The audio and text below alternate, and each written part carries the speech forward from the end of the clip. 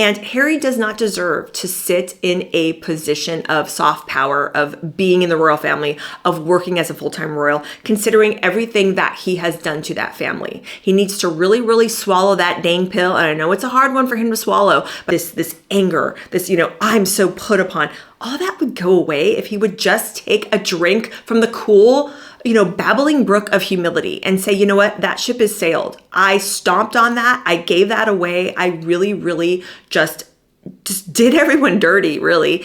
And that's not the most important thing anymore. I gave it up. I walked away. And there are consequences. Well, hello everyone, and welcome back to my channel. My name is Jennifer. I am so happy to have you here.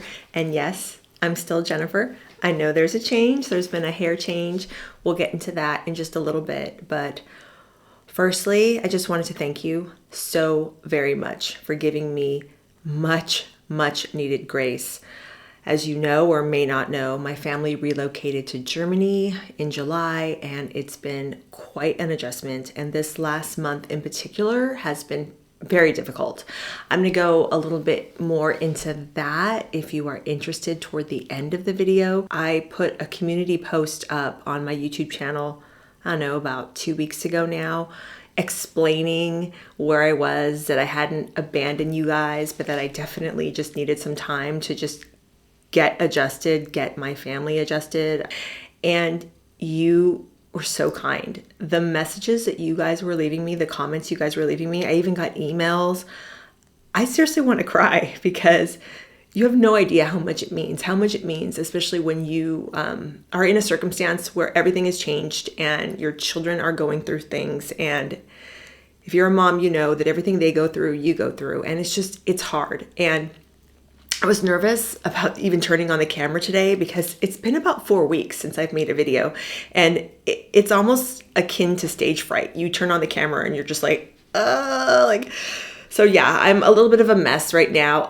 I do have a little bit of a cold, a little bit of a runny nose and sore throat. My daughter and son were sick this past week, so they decided to, give all the gifts that they can to their mama. It's fine.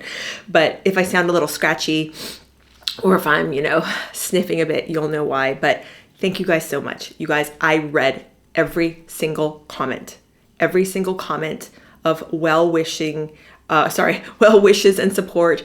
Every single email. You guys are amazing. The support from this community is amazing. And, to be honest with you, it is a little bit crazy because you go in every day, every couple days, check your comments, because even though I wasn't posting, I still wanted to be able to respond to you guys and let you guys know that I was there, whether it was just a little heart or a little comment. And it does get disheartening sometimes because when you do take a break away from YouTube, when life calls for it, you see your subscriber count go down, you see your watch time go down. And I must have lost, I think, over 250 subscribers just because I haven't uploaded a video in about a month. And not quite sure why, but it's fine. I just didn't want to let those types of things bother me. And I wanted to focus on myself, my family, my husband, getting adjusted, my mom, all that good stuff. But to know that you guys were there with those wonderful, wonderful comments, it means the world. And I am so grateful that you have stuck by with me, that you've helped me grow this community, that you continue to support me. It means so much. So thank you so much. But let's get on to it. There's so much to talk about. There has been so much exploding in the news. And I know whenever I start a video where I'm talking about and covering a lot of topics with you guys, I always say what a shit show. What is going on with the world today? And now even more so, it's just been, I don't know if everyone has decided to just take a big bottle of crazy pills or what, but it just seems like the news, it's just gotten to be so much. It's just too much. I mean, I literally had to tell myself, okay, I'm powering my phone down. I'm not going to watch any YouTube videos. I'm not going to look at anything online. It was just getting so crazy. And I know you guys know that, obviously we all know what happened to Charlie Kirk. And I remember my girlfriend had texted me. She lives in Nebraska, and she had texted me saying, did you see what happened to Charlie Kirk? And it's about 9:30, 10 o'clock in Germany when I'm reading this text. So I turned on the news, and it was at the time when they didn't know if he was going to survive or not, but that I guess President Trump had put out a statement saying that it was not looking good. So I just started devouring articles and videos and everything, and just seeing everything go down. And when you read about the circumstances of how he was shot, how he was assassinated, essentially, you kind of knew it probably was not going to be good. And it was still at the phase where everyone was holding out hope that he would survive and he would pull through. So I was already going through all this stuff with my family in Germany, all these growing pains, these adjustments, these emotions from my children, just so much. And I'll go into that a little bit later for those of you that, care to hear about updates. But to have that happen too, it was kind of like the cherry on the sundae of my really crappy 3-month period. Because pretty much since June, we've been on fast forward for this international move. But then to hear that news, it was just so unbelievably sad. And so we all know that he's passed, and they've had the memorials, and I did watch the memorial from Phoenix this past week. And watching Erica Kirk forgive her husband's assassin at his memorial on that stage, crying and vulnerable in front of millions of people, I was like, that's the gospel. That's the gospel right there, lived out. Unfortunately, we live in a culture where there's so many on the left that don't understand the significance of that moment, that they would listen to Erica say that and be completely dismissive of the depth of what that means. Because what we're talking about is a commandment that was given to us by our Savior when he told us after we love him with all our heart, minds, souls, bodies, everything, we have to love our neighbor as ourselves. And that means forgiving them, forgiving our trespasses as we forgive those who trespass against us. And Erica Kirk is a Catholic, so am I. You don't, need to necessarily be a Catholic to understand what I'm saying or to hear this message, but that's what it means to be a Christian. You must forgive, even if you do not want to, because you're commanded to by your Savior. But God, in his infinite wisdom, knows that forgiveness is healing because he reconciled himself to us. So we have to reconcile ourselves to others. Just as we want to be forgiven, we have to forgive them. And Christ, in his wisdom, because he's God, he knows that that's healing, not only for us, but it's healing for them, even if they don't understand what it means. So it's sad to see so many people be dismissive of the most important thing to come out of Charlie's murder, his assassination. The most beautiful thing to come out of it is that his wife stood in front of the world and forgave his assassin. So I do hope that that wasn't lost on you, because it certainly wasn't lost on me. And, we're so divided now. We're so divided. And I truly do believe that Charlie was murdered because we're so divided. And because, Charlie would often say, when people stop talking and engaging in dialogue, that's when violence happens. And that's what has happened to so many. They have refused to engage. They don't want to listen to any point of view that's different from themselves. They have disengaged. And in that disengagement have become more and more upset, more and more violent. And this is what happens. So we cannot let just violence win. We cannot turn away from our brothers and sisters. We have to listen to them.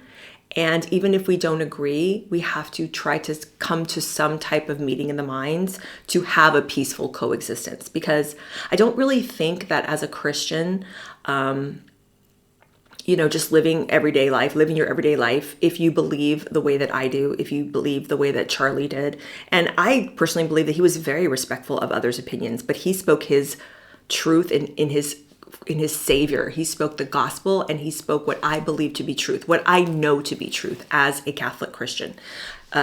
Charlie wasn't Catholic, but he was still preaching the gospel. He was preaching the good news of Jesus Christ. Whether or not people chose to listen or believe him or call him a hate monger because of it, he really didn't care, because he stood firm in his love and in his faith.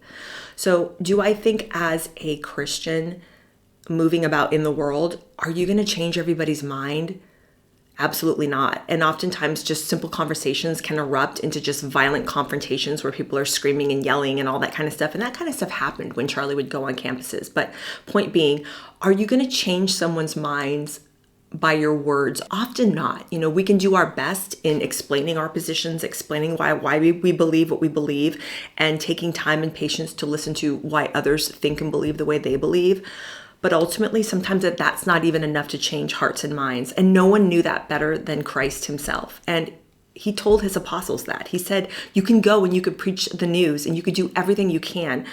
But sometimes, a lot of the time, it's going to fall onto deaf ears. So what do? You shake the dust off your feet from that town and you move on. You don't force anybody to submit. It's not about forced submission to an almighty God. It's about a God that is loving and is your creator, that is constantly seeking you, that is constantly trying to give you his message of truth. Sometimes you're open to it, sometimes you're not. Sometimes it takes people a really long time, a lifetime. Sometimes they never come around. But at least as a Christian, you know that you've done your best to speak in faith, speak in love, walk in faith, walk in love, and do your best. You can preach the truth and the good news without dehumanizing others, without making them feel stupid or uneducated. And that's what I think the beauty of Charlie and his message was, is that he never did that. He was very respectful. I've seen videos where people were kind of yelling at him and he was kind of getting testy back. But we're human. But overall, the man was extremely respectful of people's opinions. Just like how Christ approached the sinners and the people that he would try to preach the gospel to that weren't living upright lives. He never would scold them. He never would shame them. He never would dehumanize them. He would only welcome them. He would welcome them. He would show them his love. He would show them his acceptance first.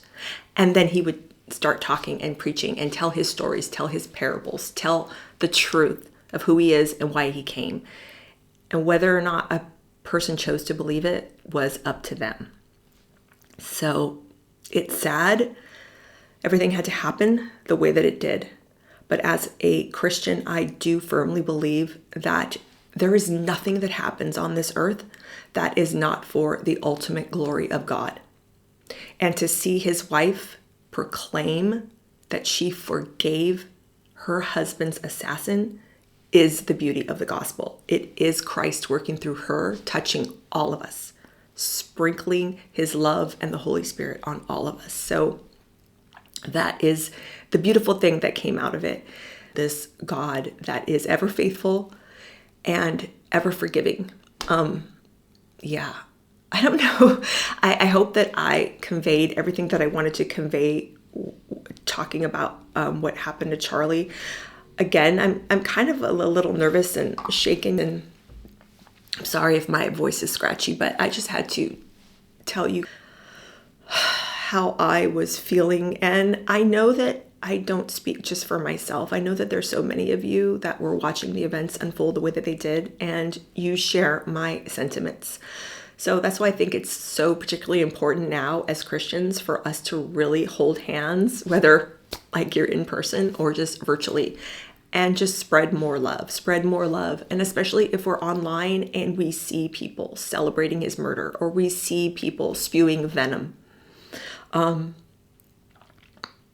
It's just sad because one side of the political aisle here in the US and in a lot of Western republics and democracies all around the world, one side seems really, really hell-bent on destroying, while another side seems focused on rebuilding and unifying. And it's become more and more clear over the last 10, 12 years or so.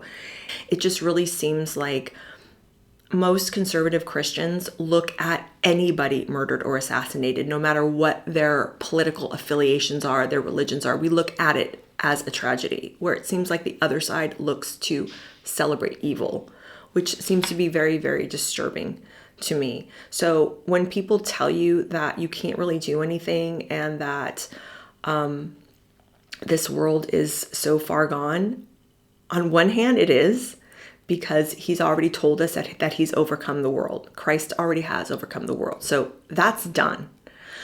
But everything that you can do now is try to bring as many people to heaven with you as possible. That's what we're called to do as Christians. And as a Catholic Christian, I'm called to be a saint.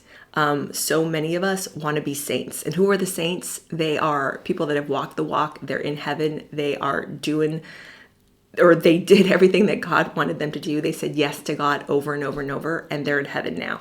And that's what we want to do, right? That's what God calls us, every single one of us, to do. He calls us to be saints. He wants us to be saints. So while he has overcome the world and the final chapter, the final sentence has been written by him, we also know that everything we can do now is just build up his kingdom on earth and try to get ourselves and our families and our friends, all of our loved ones, our communities, even people we don't know, spread the gospel, preach love, faith, and get as many people as we can to heaven by kindness, charity, faith, good works, all of it.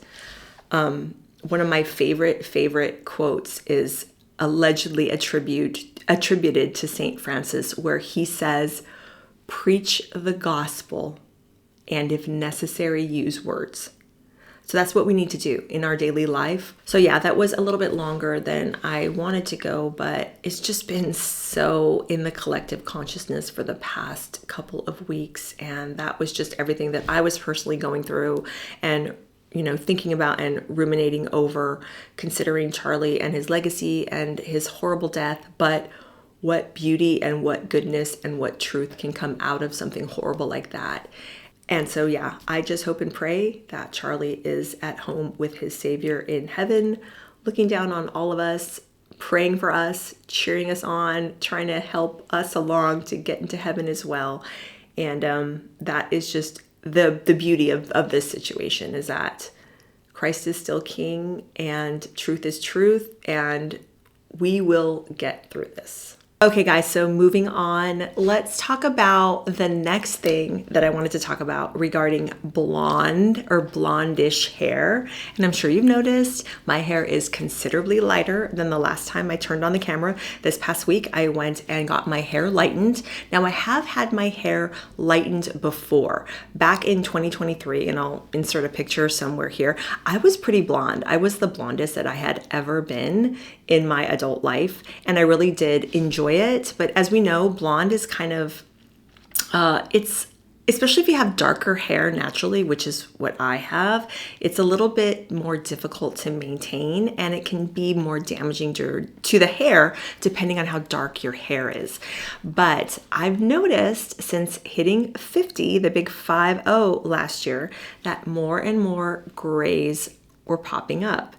And you're going to laugh, but I'm telling you, this move to Germany had really, like more and more of them were cropping up, like to the point where, I would color my hair, and I'm a licensed esthetician. So I am able to go to professional stores and buy color and buy professional products, color toners, all that stuff that hairdressers and estheticians use. So I was able to buy everything that I needed to touch up my root line, but it was seriously getting to the point where it was crazy, you guys.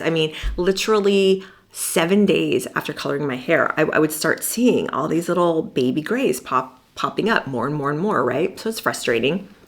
And I think gray hair is beautiful. Don't get me wrong. I'm just not ready for it right now. I'm just not ready to be fully gray.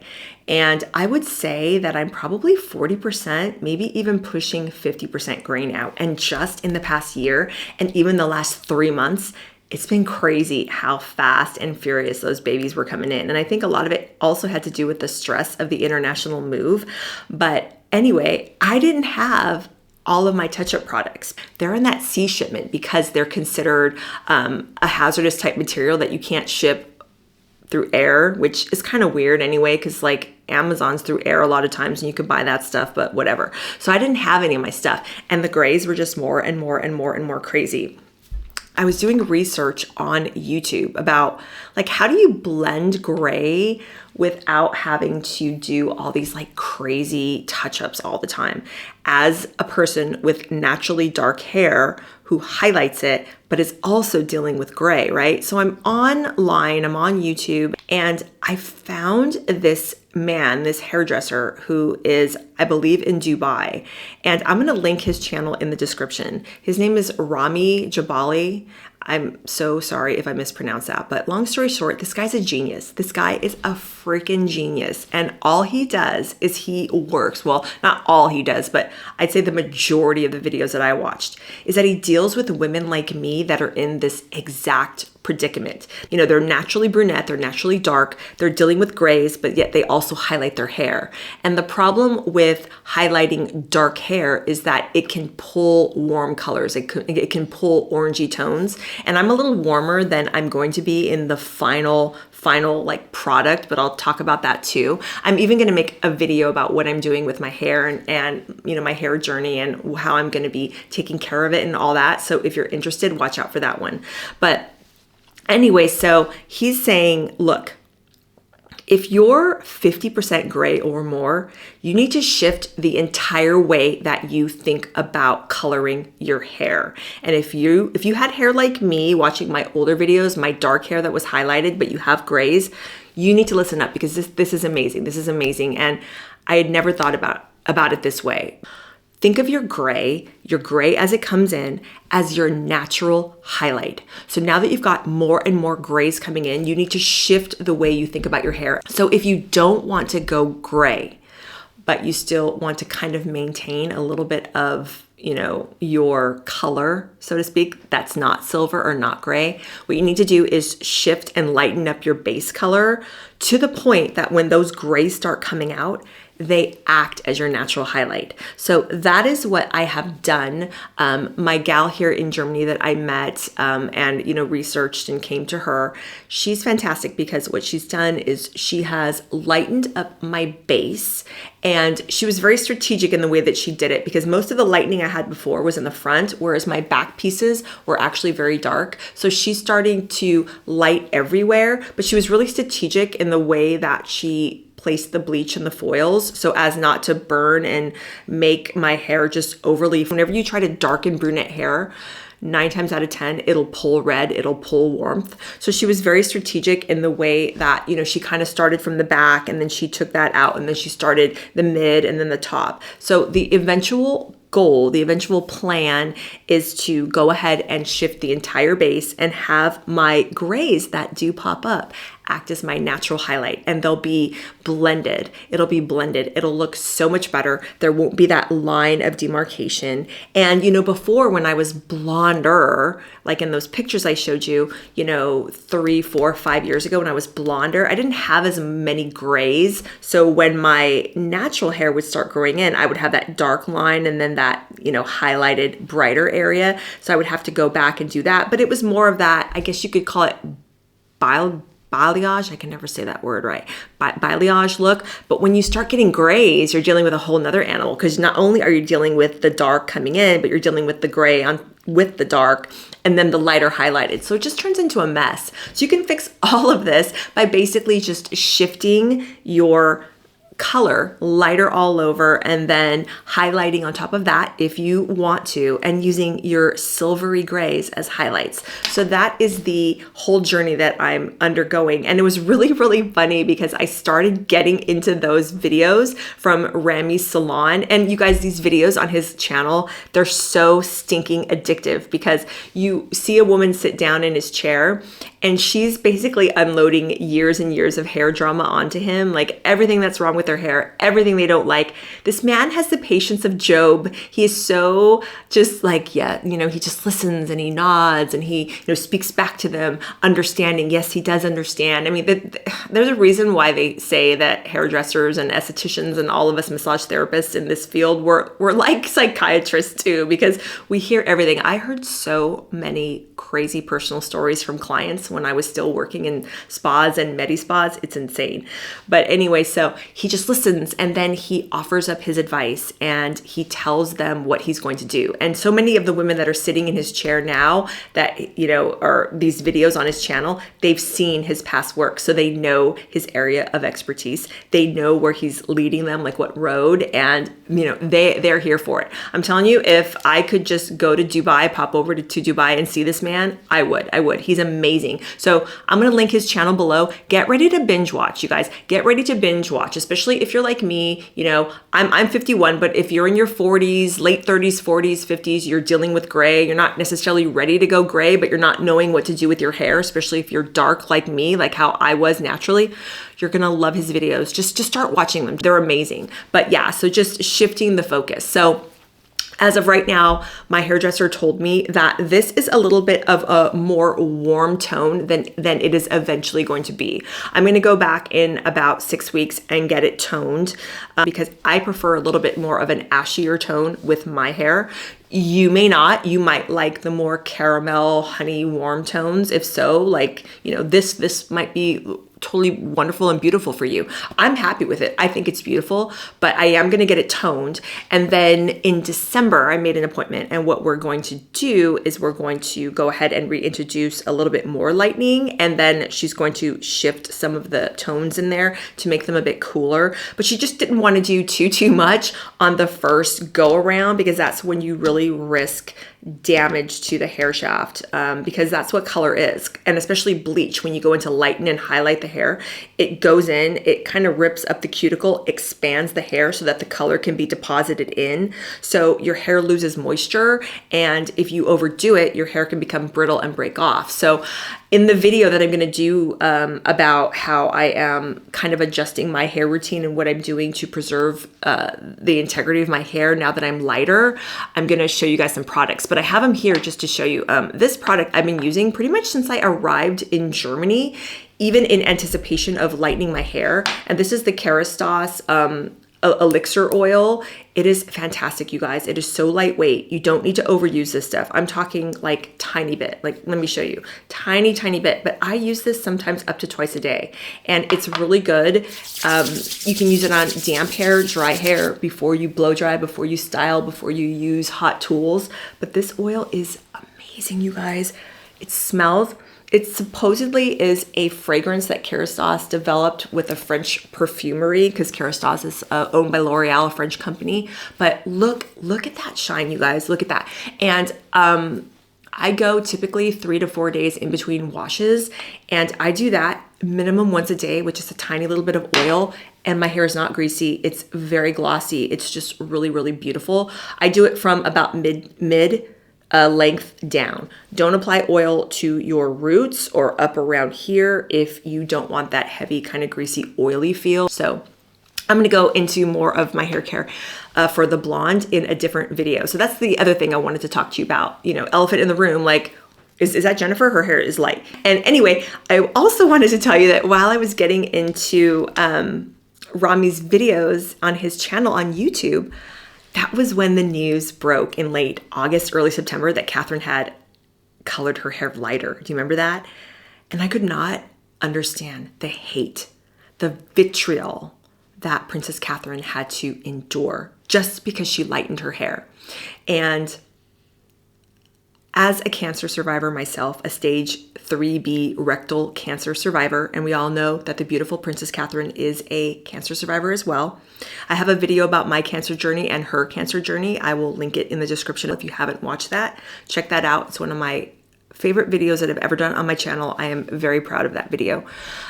Anyway, to know that a woman that's gone through everything that she's gone through be ridiculed, I was just so pissed off. And you know what's funny is I was looking at pictures of Catherine. I thought it was beautiful. A lot of people said that they didn't really like it on her. They felt it washed her out.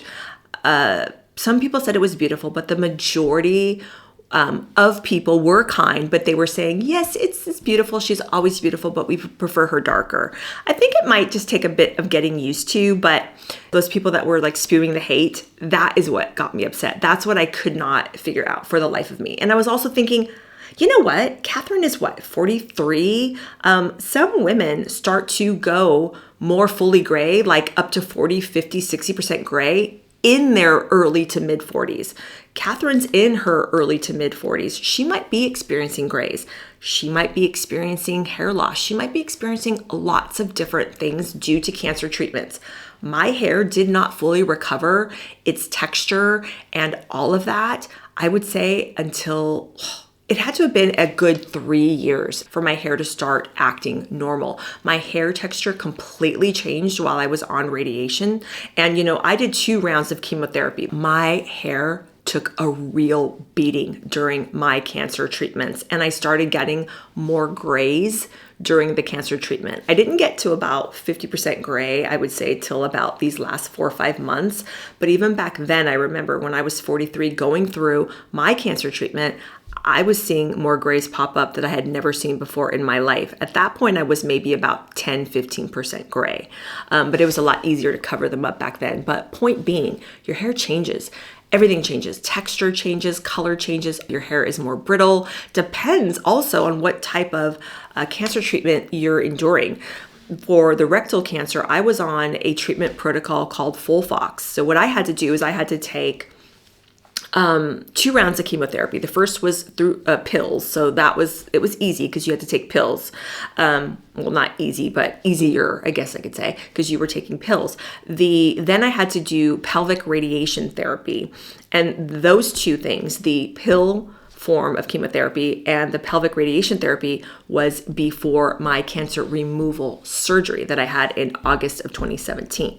So then after that, you have to recoup. Then I did the second round of chemotherapy, which was the IV chemo, and it was about 6 to 7 months of that. So I would say my hair went through a lot during all that, and it took a good 3 years till after the last round of, the second round of chemo, the IV chemo, for my hair to finally start growing in quote unquote normal, meaning I had more of my old silkier texture back. It wasn't as brittle. So again, point being, who knows what the heck Catherine is going through? She is still only a year out of her cancer treatment, and 5 years have to go by from the date of your last treatment or scan showing you cancer-free before your doctor can, your team can officially declare you as cancer-free. So she's still got 4 years to go. And there's still probably a lot of stuff that she's dealing with. Hair color, texture. She probably has a lot of issues. When I saw her as a blonde, I was like, oh my gosh. I just kind of thought in my mind, maybe Catherine is going through the same thing I am, where she's getting more grays and she's really, really over it because Catherine has so much going on. She's a mother to 3 beautiful children. She is a patron of so many wonderful charities. She's constantly doing things. I'm sure she doesn't, if she's darker, she probably didn't want to sit in the chair every 7 to 10 days and get her root line touched up. She probably has better things to do, as we all do. So that's the first thing I thought when I saw her blonde, was I thought maybe she's going grayer and she wants to use the gray as her natural highlight as well. I thought it was gorgeous because, ironically at the time I was going through the same thing. But then, we saw a few weeks later, she was back to her gorgeous, chestnut locks, which is fine. Personally, I think she did it because she probably just didn't want to deal with the backlash, which is unfortunate because there were a lot of really mean, hateful, spiteful comments. And that's probably a lot for a lot of people to deal with, especially when it's like, come on, it's hair, like leave the woman alone. But anyway, so she's now back to her beautiful brunette locks. I think she looks gorgeous and magnificent either way.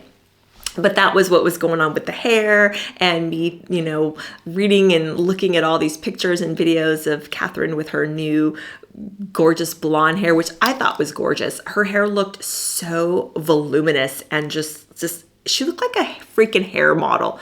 It was great. Some of the rude comments people were saying is, oh, it looks like she had a wig on and all this stuff. And I'm like, how mean do you got to be? First of all, even if it was a wig, like, calm down, okay? It's none of your business. I mean, even if it looks like Megan wears a wig, which I believe Megan wears tons of wigs all the time, so what? If someone wants to wear a wig, let them wear a wig. Personally, I think that Megan's hair takes a real beating because someone like Megan is constantly fighting their natural hair texture. She has textured hair, okay? The woman is biracial. You've seen pictures of her when she was younger. She's got a beautiful, kinky, afro type hair texture. She defies it and denies it, and you know she's constantly placing chemicals to make her hair sleek and straight. And I also believe she is wearing hair extensions, which can also, after a time, you know, the hair takes a beating with all that kind of stuff, those chemicals and those extensions. I've seen pictures of her where her side profile, where her hairline looks like it's, you know, receded quite a bit, and it has to do with all that damage. So there's a lot of stuff women deal with. So maybe if she wants to wear a wig to make it look better, let her. Don't think that's fair to do that, especially to another woman. But again, yeah, I think she wears wigs, but who cares? You know, you're not going to find me sitting here talking at length about why I think that she should or shouldn't wear a wig. Who cares? But yeah, so that is the whole deal with the blonde. Okay, so moving on. Oh my gosh. And you know what's so funny? After all that babbling about, I'm going blonde, I'm blonde, I'm blonde, I just adjusted my lighting and in the viewfinder of my camera, and I realized that I'm pulling a lot more warmth than it looks in real life. So I know some of you in the comments, you're going to be like, you're blonde? You look red to me. You look caramel to me. I know. I have a lot of different tones going on, a lot of different tones, but yeah, that's what we're dealing with. So let's talk about some other stuff. Let's talk about Harry and Meghan. What's been going on in Harry and Meghan mania land since I've last spoken with you? So we all know around the tail end of August, he had some of his communication people meeting up with some of Charles's communication people. And a lot of people were wondering at the time, what's going on? Is there a reconciliation? We were listening to that stuff over and over and over for weeks on end. And then we all know just recently, Harry made his trip to the UK, to London for the Well Child Awards. I don't understand why these charities still choose to work with this man, but they are. And of course, you know, another excuse for him to hightail it over there and get some much needed, what he perceives to be positive press. So he had his, you know, obligatory photos with the children from this charity. There were some reports that, you know, that little sword fight thing he did with the balloons, that as soon as the camera was off, he just stalked off and like didn't even say goodbye to the kids, allegedly. But I can totally see that happening. So we're in the midst of these trips that he's coming over. And first thing off the bat, I'm thinking, what is happening, Harold? I thought that place was really, really dangerous for you. I mean, you feel like your life is in danger. Remember the BBC interview from May that we talked about months ago? He basically accused his father and the British government of taking away his security detail on purpose because they basically want to see him erased, is what he's alluding to very strongly. So the man's insane. He lives in a freaking psychotic delusion. So yeah, so why are you there? Because not only, I guess, is the UK just horrible and rotten and racist to him, to his wife as well. They want nothing to do with it. But yet he finds every excuse to go back there and try to get some publicity.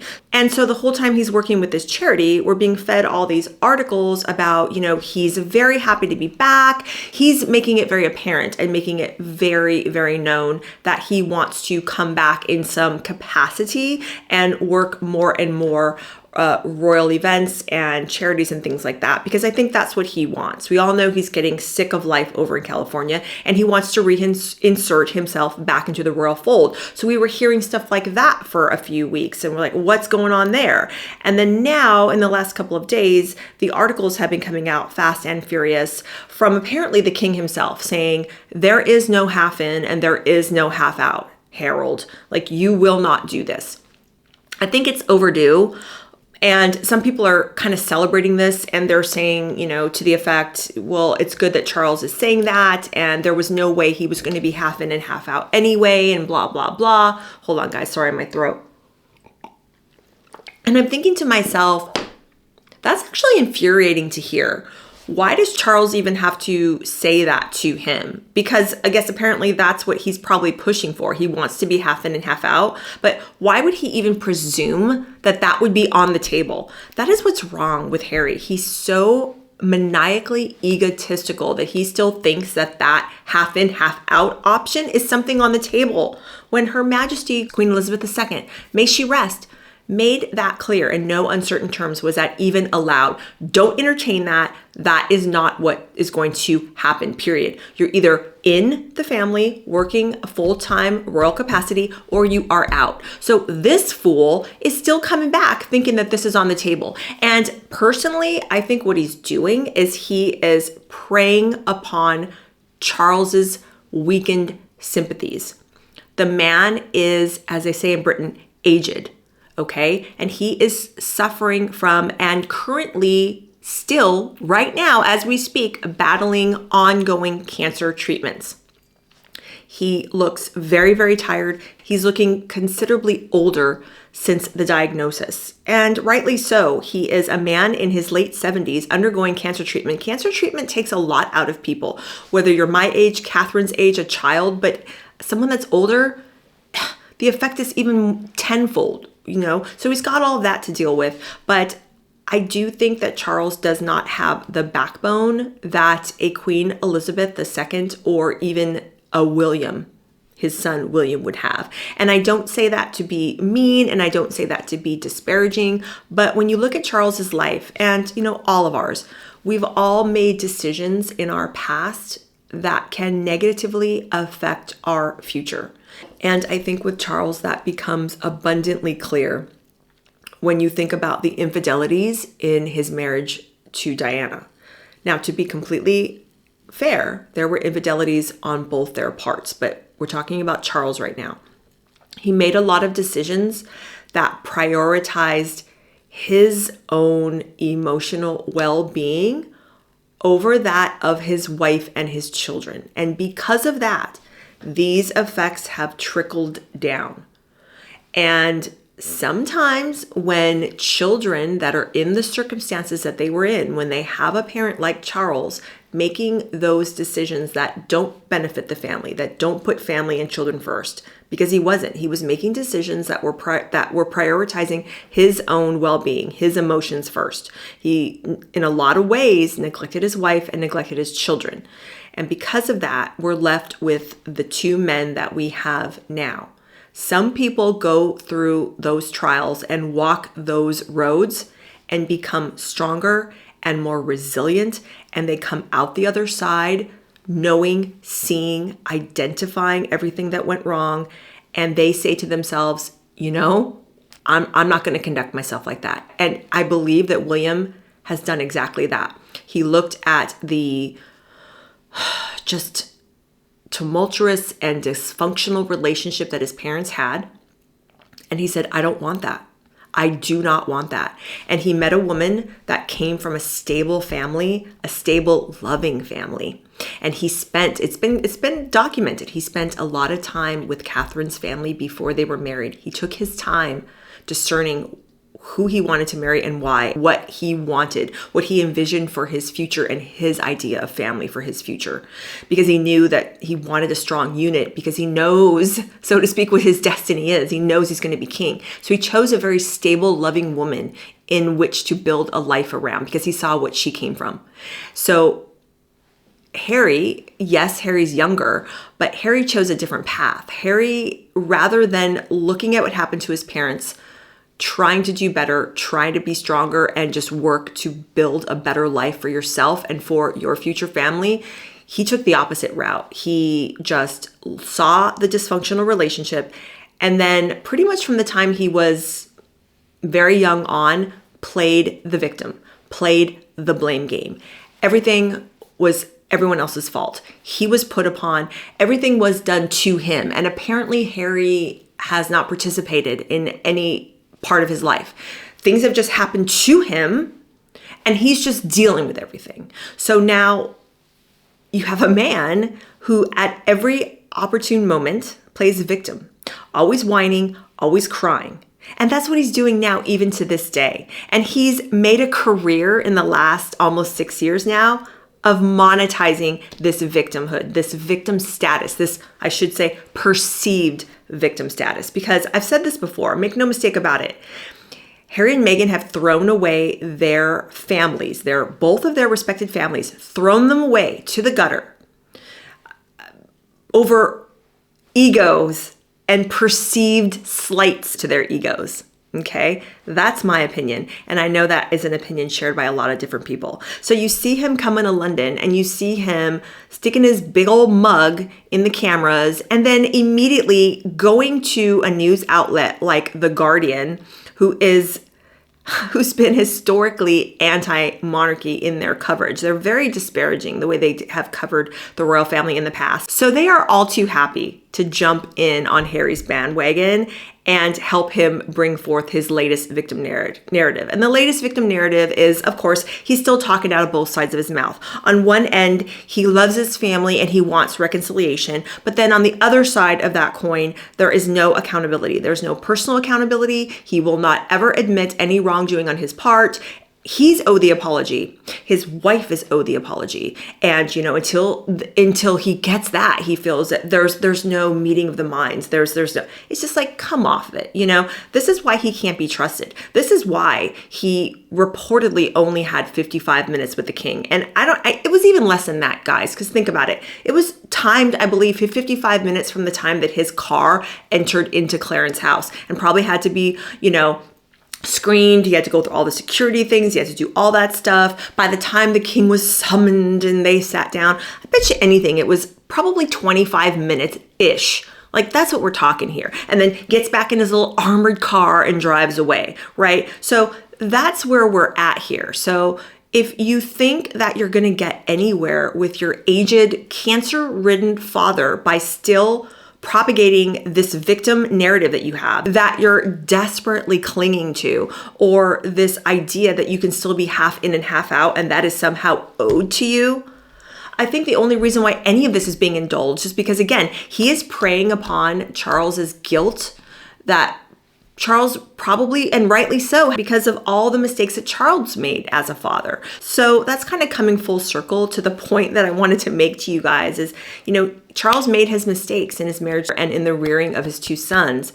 And Harry knows that and he recognizes that. And rather than forgiving that and moving on like he should have done years ago, he holds that against his father. And he thinks that he can hold that over his father's head to get what he wants, to get what he and his selfish wife want. I can't think of anything more anti-Christian. And Harry's a baptized Christian.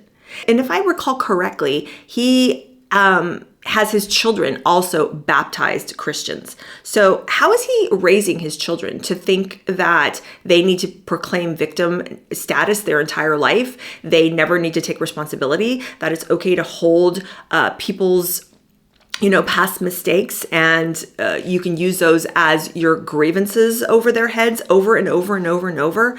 It's just sickening. It's just completely and totally sickening. So it was just gross for me to listen to these news stories talking about, no, Harry, you can't be half in, half out, because that would mean that that's what he still thinks. That would mean that that's what he's putting out there. That's what he's putting out there for his PR, and that's probably what he's putting out for his father.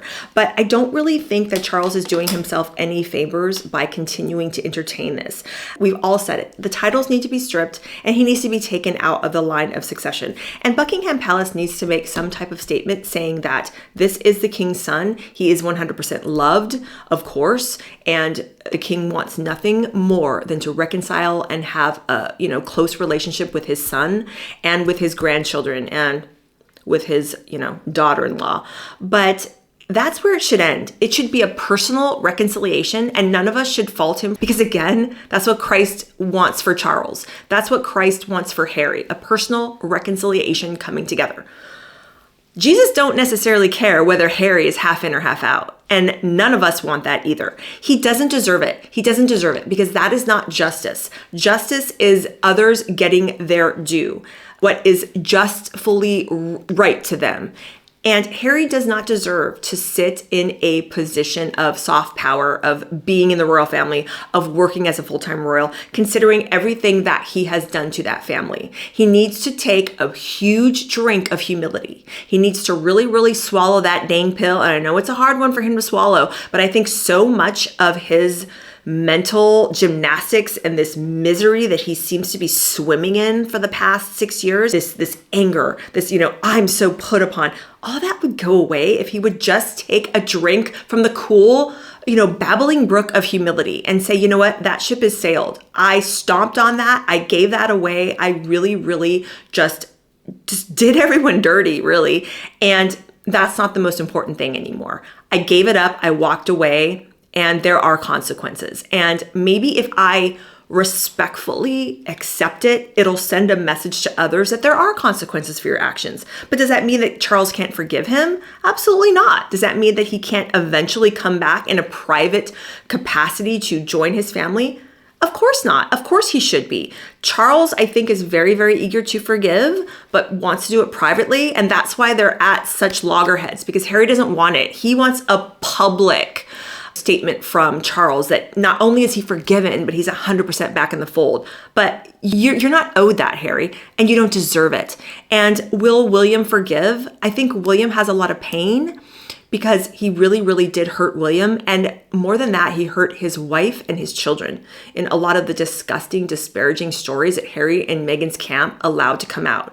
Remember that book, Endgame, that first printing, that book by Omid Scobie, where they allowed, in, I believe it was the Danish printing, don't quote me on that, correct me in the comments if it's wrong, that they allowed that printing to come out, that Catherine was a royal racist. I mean, how disgusting can you be? As a baptized Christian, I do hope that William will someday find it in his heart to forgive Harry. But I do think right now he's just in protective mode. He wants to protect his wife. He wants to protect his children. He wants to protect his extended family from the damage that Harry and Meghan do to that institution. Just their name association now has muddied up the waters, and it's murkied up everything. That's why Harry can never come back in any capacity, because even if he was, welcomed by William and Charles, even if they wanted it 100% and wanted him back in the fold, they know that they are damaging to the brand of the royal family. Harry and Meghan have made their publicity and now their name synonymous with them and their personal agenda and their personal grievances. Harry can't show up in a public capacity to support the royal family and their charities and their patronages anymore, because anytime he does, it's about him. It's about him. And even if he wouldn't want to make it about him, it's going to be about him and all the controversy that he brings. That's why he has to be out. That's why it's so disgusting that he's not swallowing that pill of humility, because it's not good for him to come back, because the focus wouldn't be on the charities and the patronages and all the good that the royal family does. It would be about him. Ugh, I'm so fired up. I'm fired up. So let's hope William forgives him in time. I'm sure he will. William, to me, seems like he has a very strong heart and mind. He's just in protective mode right now, and he's in hurt mode right now. So we all need to give William some grace. And also William's looking at the future of his family and the monarchy, and he sees how damaging Harry is to that brand. He doesn't want any of it. He does not want any of it. And frankly, I do not blame him. So let's not begrudge Charles' reconciliation with his son, but let's just advocate for it to be private. It needs to be private, and Harry needs to buy himself a clue because they are on sale, and Meghan needs to buy a clue because they're on sale. So it's all just nasty and gross, and it's just, yeah. What are we gonna do with this man? I don't know. So yeah, Harry, you're just annoying as hell. You're just so annoying. You really need to put your big boy pants on and accept reality and just back up and go away for a bit. You're gonna be sending a really strong and positive message to your children. That kindness and compassion that you're always going on about, that is really what is important. If you do those things, just show them how to behave. Show them that they're not victims. Show them that they can make good choices. And even if they make bad choices, it's important to own those choices, atone for those choices, ask for forgiveness, and move on. I mean, this guy is what? He just turned 41? What is happening? It feels like he's emotionally regressing. It's very sad to watch. So we need to continue to pray for these two fools. And as far as Meghan goes, you guys, I only ended up watching the first 2 episodes of season 2 of With Love, Meghan, and it's been done ad nauseum all over YouTube. Do you guys even want me to talk about it? Let me know in the comments. I know you guys like it when I do my commentary videos, like on her podcast and on her show and all that. I try to do it from the angle of let's look and watch and see what she's doing and try to use it to become better people ourselves. It's not criticism just to criticize because, oh, we're hate watching, we just don't like her, or we don't like this. Like, I don't hate the woman. I just really, really strongly disagree with the way she lives her life, what she does, and how she's hurt so many people and left so much collateral damage in her wake, and how she seems to think that it's totally fine and that she hasn't done anything wrong. That's what I take issue with. That's what so many people take issue with. And she's a fascinating character study, because anytime I comment about her, whether it's her podcast or her show or an interview, like whatever the heck she's doing, she's such a fascinating character study, because you can see the cracks in everything that she does. And it's only a call for not only her to be better, but for us to be better. We're all flawed. We all do things that are just plain nasty to ourselves and to other people. We're human. But it's different when you're on a world stage and when you have some influence. And make no mistake about it, those two still do have influence. So that's why they are, in my opinion, particularly dangerous. So let me know if you want me to cover With Love, Megan season 2. Maybe I could do one episode or one video where I've got 2 episodes in a video or something. I don't know if I have the stomach to do one video at a time. If you want that, maybe I'll consider it. Maybe if there's enough of you in the comments saying, yeah, break down every episode or whatever. I don't know. But when you're going through rough times anyway, and then you got to watch that, it's like, help me, Lord, help me. So for you, those of you that are this far into the video, just to give you a personal, just a little recap of what's going on here in Germany. So we're in our permanent place now. There was a lot of moving when we first got there, a lot of adjusting, and then our air shipments got here. Then we had to move all of our suitcases, all of our stuff. We came with 10 suitcases. And grandma and a cat, my husband, my kids, and me. And it was just crazy. Everyone is doing better.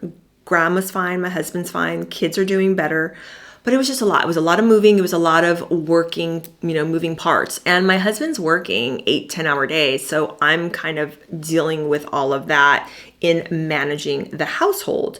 And if you have watched me for a while, you know that my children were homeschooled for the past 5 years. I am a huge advocate of homeschooling.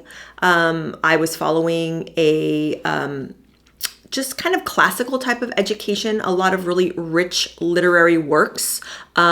We were reading books like The Hobbit. They've read all the wonderful classic, beautiful books like Pinocchio and Black Beauty, and even cool contemporary books like The Boy in the Striped Pajamas. And I even got this series of books that were they started publishing them, I believe, in 20th century, early 20th century. They were called the Book of Knowledge. And all these books were written about all these different things, but they were written, these articles, and there's all types of things in there, from science to literature to articles about math to articles about, anything, you name it, it's all in these books. It's called the Book of Knowledge.